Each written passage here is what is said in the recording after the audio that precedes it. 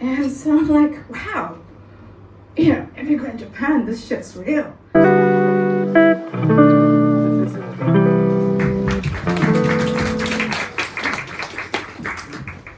Thank you, everyone. So, my father is Indonesian of Chinese descent, and several years ago, my mother, who is Japanese, got really ill, and we thought it was just a matter of time before we lost her, and she's thankfully fine now.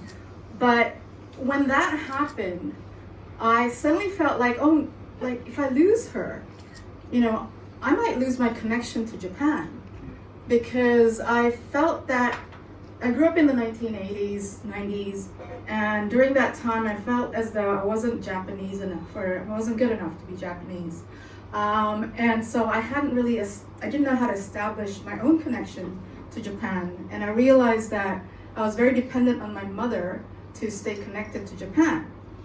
So, but now I'm like middle-aged adult, so I thought, well, I better deal with this myself and, establish my own relationship. So 3 years ago, I came to Japan and to do that. And you gotta understand, I hadn't come to Japan for about 20 years. Maybe I came once for about 5 or 6 days or something like that. So I had completely lost touch with Japan. And so I came to Tokyo and I'm like, wow, Japan is so much more diverse than when I was growing up. And I thought, wow, this is really cool, but maybe it's just Tokyo. Maybe, let's not get ahead of myself. But it wasn't just Tokyo. I went to Nagaoka, where my mother is from. And as a child, I used to visit. And I remember being completely mesmerized by the fireworks and all of that. But I also remember every time we went to Nagaoka, the only foreigners we would meet is my dad, my sister, and myself, right? But this time I went and, I'm going to the konbini near the Shinano-gawa or the Shinano River. And I see a woman with a hijab. And then later, I take my aunt's dog out for a walk along the river. I don't know what she's doing there. And I'm hearing these 3 guys speaking in Farsi, in Persian. And I'm like, wow. And it wasn't just Nagaoka. I go to Yakushima to visit my 80-something-year-old mentor. And this is and as soon as I get there, he's like, oh, Danau, there's this Indonesian lady living in the neighborhood and also a Filipino lady. Can you befriend them? Because I think their Hafu kids are struggling. So I'm like, okay, sure, fine. And next thing I know, this is Yakushima where there's moss and more moss and dead trees and deers. But I'm doing karaoke with a dozen Filipino and Indonesian women. And so I'm like, wow, immigrant Japan, this shit's real.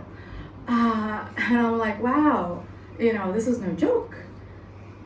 And then I started to ask myself, so what is my role in this, right? What can I do? What can we do from my little corner of Tokyo or our little corner in this Tokyo cafe? What can we do about this? Anyway, so I've got this friend, Aiko Minematsu, who was supposed to be here actually, but she came down with a fever and couldn't come. But she's from Sofia, and she helped translate this book, Third Culture Kids, into Japanese. And it's about growing up with global mobility, and some of you might be familiar with this term. But she and I got invited recently, so in February, we're going to talk to a night school in Tokyo, Teijisei Gakko. And the thing is, I think about a year or so ago, or something recently, the government changed their policy. So previously, I think working class migrants, they couldn't bring their children to Japan. But then they changed the law so that they could sponsor their kids. And so suddenly, a lot of these Teijisei Gakko, or night schools in Tokyo, are having an influx of foreign students or children with foreign roots. And so one of the school invited Aiko, and she invited me to come and talk to their teachers, because right now they've got about 500 students, and maybe 40 to 50 are of foreign roots, but in April, they're going to have a whole flood of kids with foreign roots coming in. And none of the teachers, except for one, have any experience teaching cross-culturally. So they're like in a bit of a panic, going, what do we do? So we're supposed to go and help them out to prepare the students, sorry, not the students, the teachers. But they gave us like an hour to do this, sorry. And we have to talk to like 40 to 50 teachers.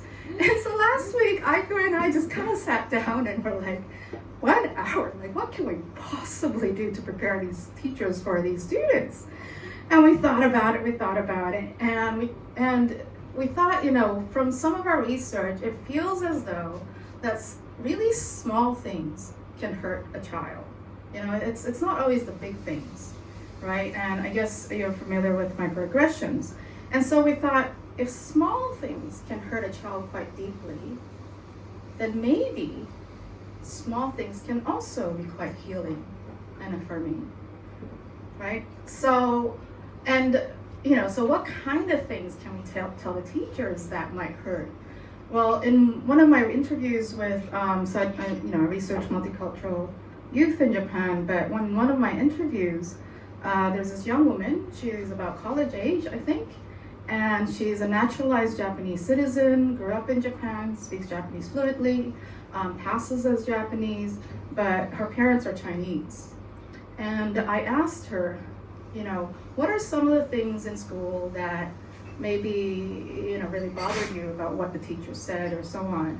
And she thought about it, was like, I don't know, sometimes it's not what they say, but sometimes it's like, it's what they don't say, you know? So, you know, in school, it's not like anyone says anything bad about China, but nobody says anything about China. It's all about Japan. But I go home, at home, you know, I'm Chinese. And then I come to school, and there's this whole part of me, I don't know what to do about it. You know, it's almost like there's no space in Japanese society or in school for it. You know, 居場所がない. And yeah, I think that like it's like this silence falls on this part of me. So that's one example of like a type of microaggression. But well, maybe that's not microaggression, but things that hurt, small things that hurt. And on the flip side, because she passes as Japanese, right? On the flip side, when I first got to Japan, and you know, I haven't been here for 20 years, and I see all these Hafa kids or visibly Hafa kids.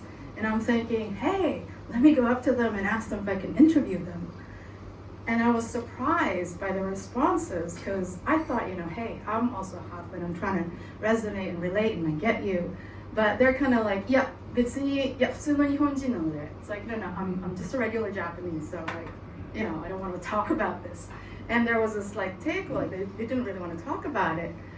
And I thought, you know, I'm trying to relate to them, but I guess from their point of view, I look and sound Japanese, and so I'm probably just another Japanese obasan, auntie, trying to ask the same question that they've probably been asked for the 300th time in the past year, or something like that, right?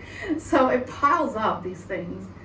And so I was talking to Aiko, it's like, what can we do about this? And so we thought about this concept, strength and weak ties, and kind of wanted to build on it to, you know, if there's microaggressions, maybe there's micro support, or I think on the internet they say microaffirmations, microvalidations. And we thought, how can we translate this into Japanese? You know, さりげない気遣いの貴重さっていうか、さりげない気遣いってどうだ? Yeah, so what would that look like? I'll give you a couple of examples. One is from Aiko's story. So she's Japanese, born in Japan, but then in primary school went to the US, and then I think came back around middle school or something like that. But when she went to the US, she couldn't speak any English.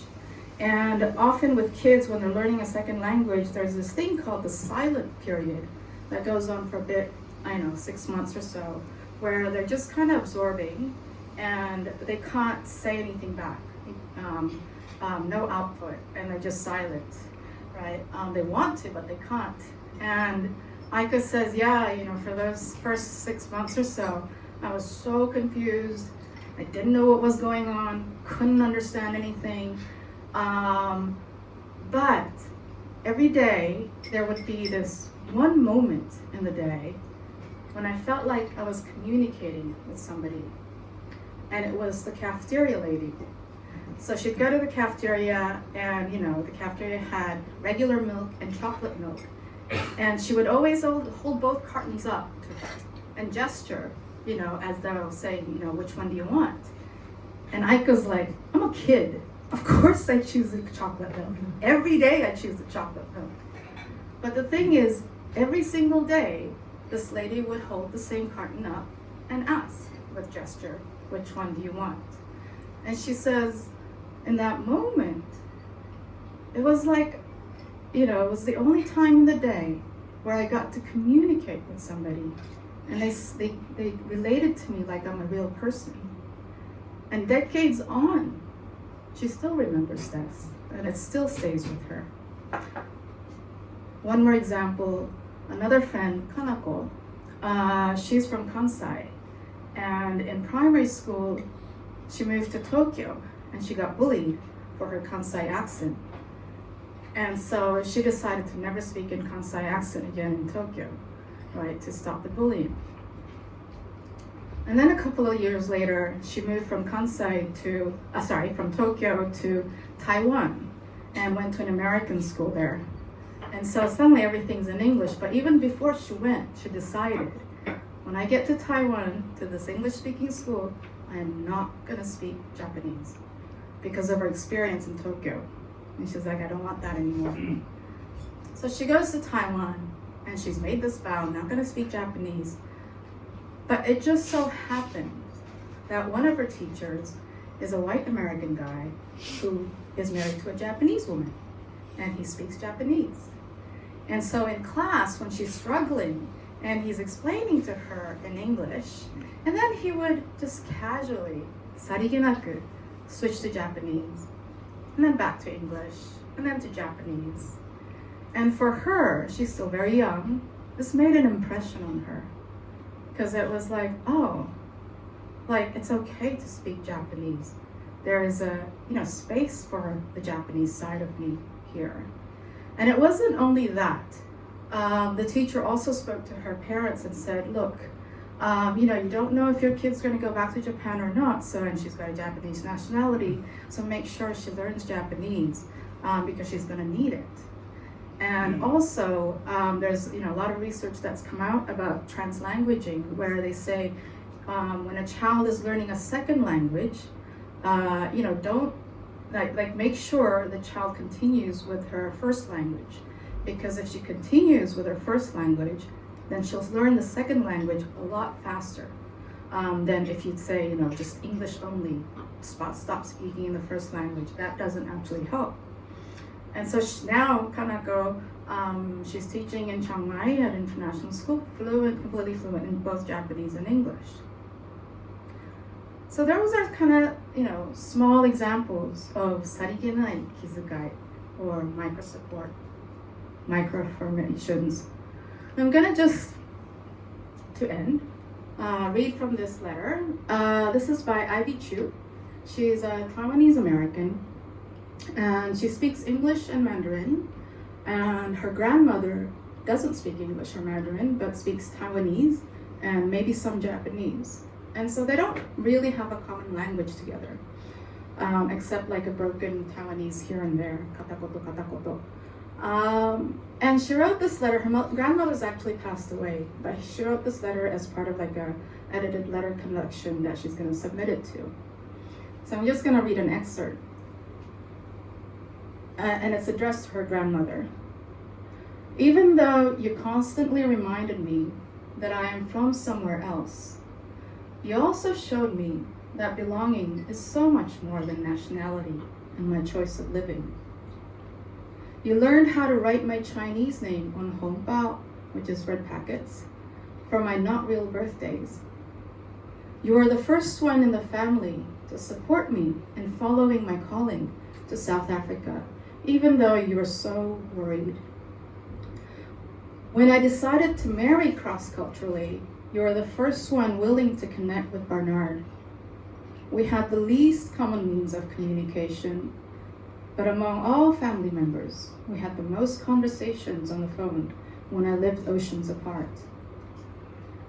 After years of calling, you still did not understand time zones.